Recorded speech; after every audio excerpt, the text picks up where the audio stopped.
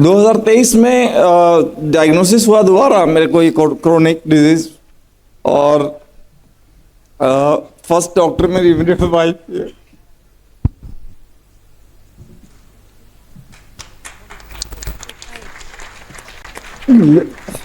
लेकिन ठीक है, थोड़ा सा अपने आप को कंट्रोल करना पड़ेगा। 2023 में 23 तक मैं बिल्कुल फिट था, कुछ नहीं हुआ। और अचानक खांसी हुआ।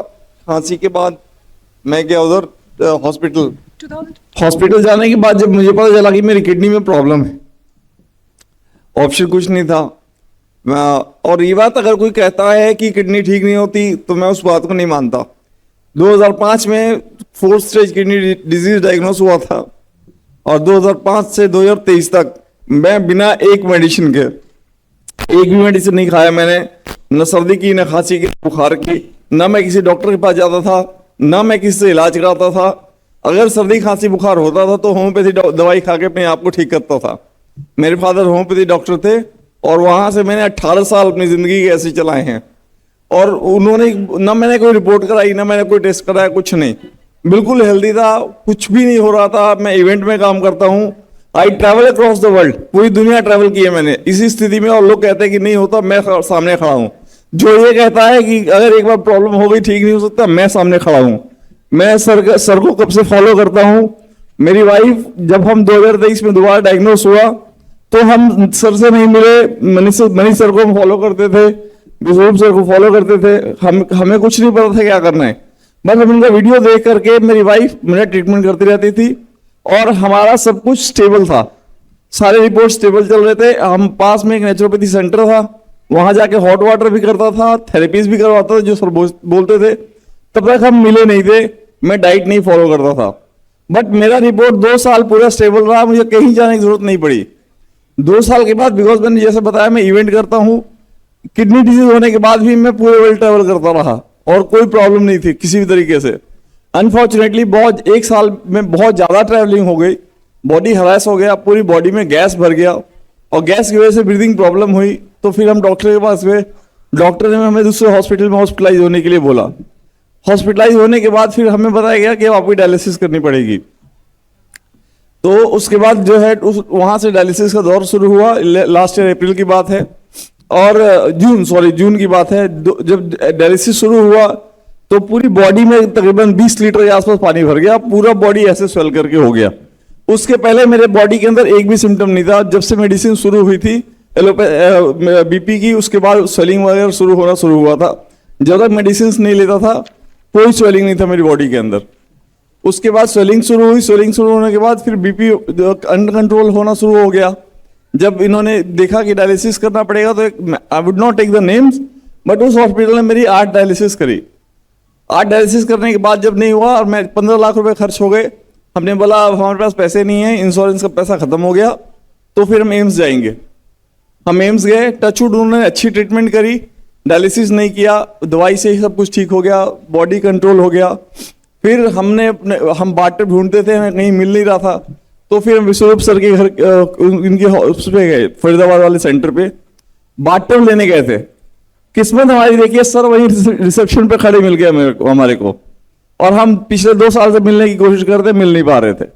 वहीं सर खड़े हुए रिसेप्शन पे मिले, हमने सर से बात की। सर हमें मतलब ही सो हम्बल, सो जेंटल कि हमें ले आके अपने कॉन्फ्रेंस रूम में बताया, सारी चीजें बताई। और ट्रस्ट मी, तब से मैं रोज घर पे हॉट वाटर इमर्शन कर रहा हूँ, लोअर लेग इमर्शन कर रहा हूँ, डीआईपी डाइट फॉलो कर रहा हूँ। दिसंबर से लेके अभी तक पहला रिपोर्ट जो था 47% जीएफआर आ गया था मेरा, फिर दोबारा डाउन हुआ और अब पिछले 3 महीने से बिल्कुल स्टेबल है सारा रिपोर्ट, कोई फ्लक्चुएशन नहीं है और हम चीजों को अच्छे से फॉलो कर रहे हैं और सारे सिम्टम जिले के मैं सामने खड़ा हूँ। बीपी मेरा जो 170 180 से नीचे नहीं आता था, 240 तक जाता था, आज 130/60, 140/72 ऐसे रहता है। तो I am really thankful to my wife. Sir sorry, मैं पहले वाइफ को बोलूंगा बिकॉज इनिशियल के 2 साल में इसने ही ट्रीटमेंट करी मेरी घर, होम ट्रीटमेंट। और अभी भी सर के गाइडेंस में और मैडम के गाइडेंस में हम लोग घर पे काम ट्रीटमेंट कर रहे हैं। We don't go anywhere, because आप लोगों की वजह से बहुत सारी चीजें और जितने लोग ठीक हो रहे हैं, मतलब मैं अपना एग्जाम्पल बताता हूँ, समझने वाली बात है। जैसे एक जख्म लगने के बाद कट के ठीक हो जाता है, वैसे अंदर का सेल है वो भी करके ठीक हो जाता है। बहुत वीडियो देखता हूँ आप लोगों के अगेंस्ट और उन सबको बोलता हूँ कि जो जिसको मिलना है मेरे से आके मिल ले, मेरे से पूछ ले कि रिपोर्ट क्या होता है और कैसे होता है, मैं बताता हूँ। Thank you sir. जब उस दिन हमारी मुलाकात तो ऐसी ही हुई थी कैजुअली, हाँ रैंडम हो गई थी, और तब मैं देखा कि कितने ज़्यादा परेशान है। मैं आई कुड अंडरस्टैंड, अगर मैं इनकी जगह होता तो मैं भी इतना परेशान होता, जबकि हमें क्लियरली पता है कि ये करने से आसानी से ठीक हो जाएंगे। और जिनको रिपोर्ट देखने का शौक है, रिपोर्ट भी यहाँ सामने है। पहले क्रेटिनिन 3.65 था, अब क्रेटिनिन नॉर्मल हो गया 1.66। पहले EGFR 22 था, 47 पे आ गया, डबल के करीब हो गया, हाँ 36। Yes, I would like to say something. First of all, I would like to express my gratitude to Dr. Sir, Biswarup Sir, Manish Acharya Sir and पूरे इस टीम को। एम्स के पास 2005 में है ना डायग्नोस हुआ, तो उस वक्त भी आंसर नहीं था उनके पास, उस टाइम भी यही था, विल वेट एंड वॉच। और आज भी जब अभी पिछले साल इनको जब मैंने डिस्चार्ज कराया तो भी इनका सेम आंसर है, वेट एंड वॉच। बहुत सारी चीज़ें कॉम्प्लिकेशंस डेवलप हो गई, हार्ट के सैक में पानी भरना, लंग्स में पानी भर जाना, पूरे बॉडी में पानी भर जाना, ये कहीं ना कहीं मतलब चीज़ों को याद नहीं रख पा रहे थे, बड़बड़ाना, बोलना, ब्रेथलेसनेस चल रही थी। और मैंने इनको हॉस्पिटल के अंदर आईसीयू के अंदर डॉक्टर कैसे इनको वेंटिलेटर तक पहुंचा दिया, मैंने लाइव देखा हुआ है। इसीलिए डॉक्टर के अंदर एलोपैथिक मतलब देखा जाए तो सिर्फ इट्स एन इमरजेंसी के लिए है और किसी चीज़ के लिए नहीं है। अगर लाइफस्टाइल डिजीज है, क्रॉनिक डिजीज है, तो हमें अपने लाइफस्टाइल को सुधारने की ज़रूरत है और कुछ भी करने की ज़रूरत नहीं है। डाइट ठीक करना है, और सर ने जैसे DIP diet, zero fold therapy और टाइम एज मेडिसिन, बस इनको करके मैंने ये रिजल्ट देखा। और BP के लिए मैं एक और चीज़ बोलना चाहूँगी, मैंने ये DIP diet religiously last 3 month से फॉलो कर रही हूँ, फिर भी थोड़ा बहुत BP शूट अप करता था, अराउंड 160, 170, कभी कभी 250 भी चला जाता है जब इनको एक इवेंट में एक्सर्शन ज़्यादा हो जाता है। लेकिन मैंने एक चीज़ नोटिस किया कि मैंने इनका कंप्लीट मीठा बंद कर दिया, तो इनका BP ऐसे ही आज 3 दिन से इंसुलिन स्पाइक ना होने की वजह से BP बिना मेडिसिन के नॉर्मल रह रहा है। तो मैं सबको आपको मैसेज देना चाहती हूँ कि insulin is the main cause जो BP को स्पाइक करता है, ना कि सोडियम। ये गलत है, ये मिथ है, मैंने ये प्रैक्टिकली करके देखा है इनके ऊपर।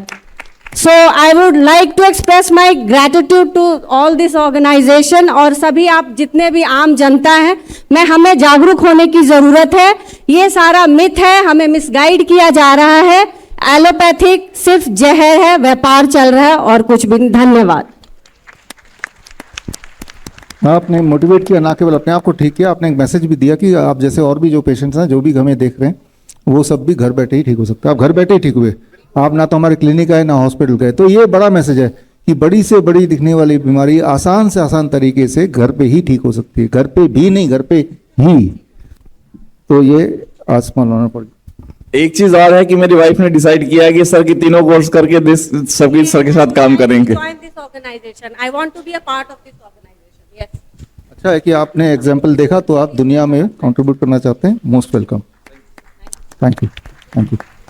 बड़ी से बड़ी बीमारी का आसान से आसान इलाज घर बैठे ही हो सकता है। अधिक जानकारी के लिए कांटेक्ट करें nearest doctor BRC clinic @home।